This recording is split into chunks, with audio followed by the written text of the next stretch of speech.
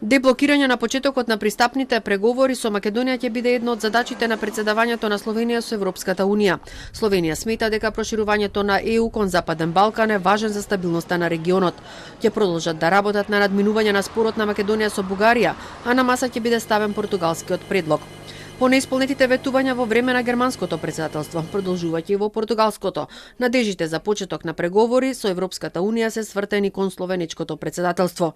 Но без договор и решавање на спорот на Македонија со Бугарија, тешко дека ќе може да се деблокираат евроинтегративните процеси. Јас реално не сум оптимист дека Словенија ќе може да пресече и затоа го нагласувам значењето на нашата позиција. Се види дека Бугарија не се поместува воопшто ни јота од нејзините почетни позиции, за разлика од тоа ние праќаме различни сигнали и има доста контрадикторни настапи на нашите представници и мислам дека она што е најбитно за нас е ние да ги консолидираме позициите и да имаме еден активен однос кон сите држави членки, а особено кон председателството.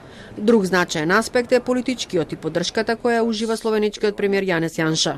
Сегашната словеничка влада водена од премиерот Јанша не ужива посебен респект затоа што е следбеник доста доследен на Орбановата политика и тоа може да ги кажеме да даде еден дополнителен контекст на работите кој што е политичко партиски. Но и тука ќе биде многу значајно ние да се поставиме од наша страна соодветно.